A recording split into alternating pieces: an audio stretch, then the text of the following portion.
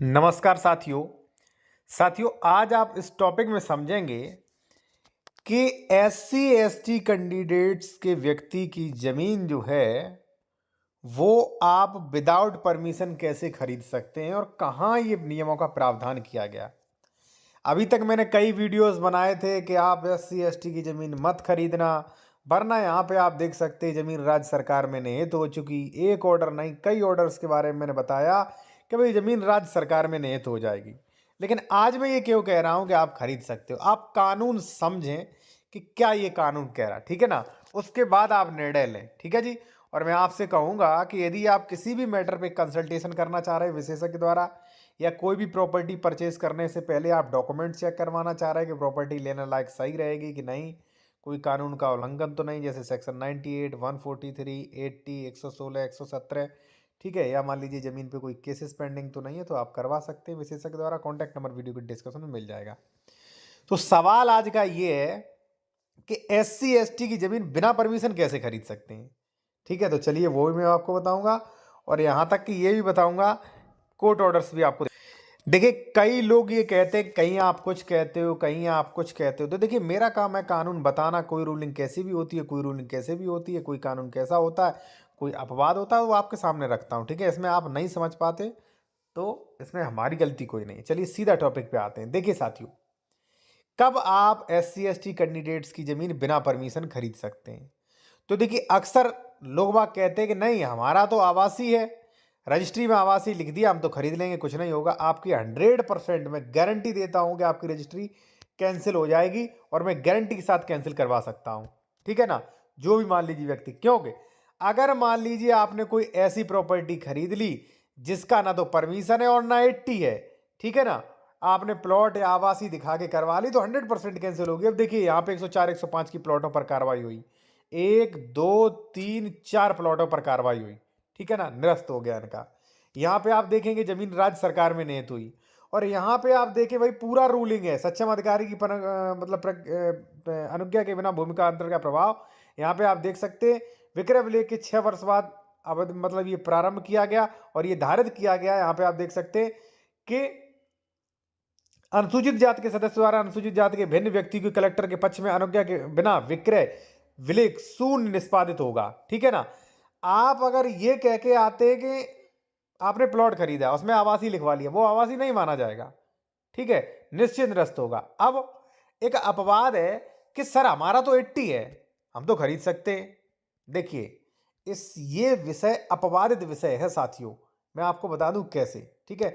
और देखिए, जो लोग जूनियर एडवोकेट हैं वो ये ई बुक ले सकते हैं, इसमें आपको काफ़ी कुछ सीखने को मिलेगा, जैसे स्टे कैसे लें, इस मतलब इसमें ड्राफ्टिंग और नियम मिलेंगे, जैसे अवैध कब्जा हटवाने के लिए एप्लीकेशन दाखिल, खारिज रुकवाने के लिए रजिस्ट्री के वाला, जमीन कैंसिल करवाने के लिए मेड़बंदी, सीमांकन, बंटवारा, संशोधन, घोषणात्मक वाद, कैविएट, आरटीआई, एफआईआर, ठीक है, मकान का बंटवारा, वसीयत, प्रोबेट, ये सारे आपको ड्राफ्टिंग एवं नियम मिलेंगे, ठीक है।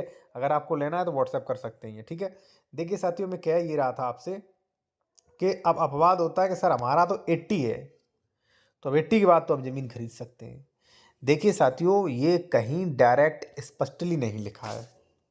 ये मैं सरकार की, कानून की, राजस्व संहिता की मैं ये कमी बताऊंगा कि लोगों को हमें सुधारनी चाहिए, कि कई चीज़ें ऐसी हैं जो अपवाद करती हैं। अब जैसे कहीं भी नहीं लिखा है पूरे कानून में कि 80 के बाद आप ज़मीन खरीद सकते, कहीं भी नहीं लिखा है। अब कई लोग कहते हैं कि ये ज़मीन पे लगान नहीं खुला है, इसलिए ज़मीन आबादी की हो गई, इसलिए हम खरीद सकते हैं। तो ये बात कहीं लिखी नहीं, ये मनगढ़ंत कहानियाँ हैं, ठीक है। कई लोग कहते हैं इसका दाखिल खारिज नहीं होगा, लेकिन 83 कहती है कि प्लॉटों का दाखिल खारिज होगा, 80 के बाद भी दाखिल खारिज होगा। आदेश, शासनादेश भी हैं, आप चाहे मुझसे ले सकते हैं, हमारा कॉन्टैक्ट नंबर वीडियो के डिस्क्रिप्शन में मिल जाएगा, ठीक है। तो ये लिखा कहाँ है कि हम 80 के बाद खरीद सकते हैं।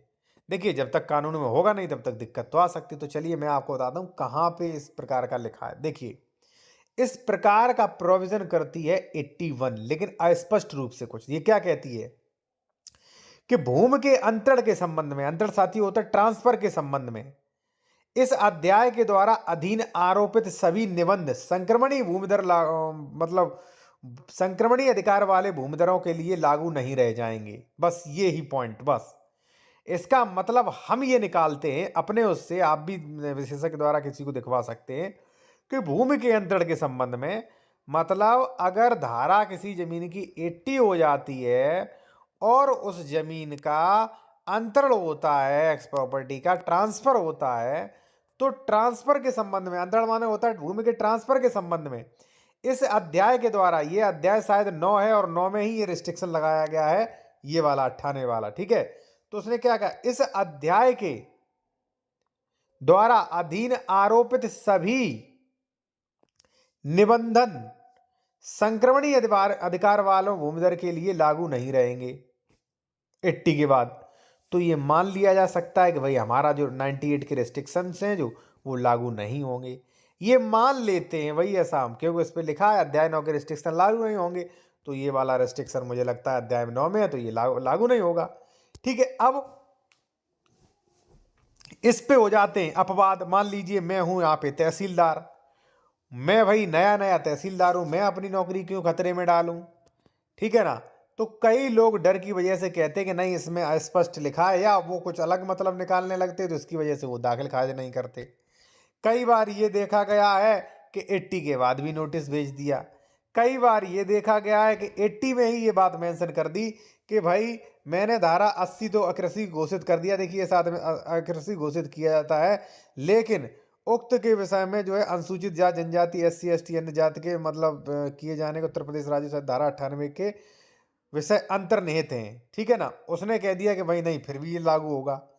तो ये विषय अपवाद है, इसलिए मैं लोगों को समय समय पर गाइड करता रहता हूं भाई, ठीक है।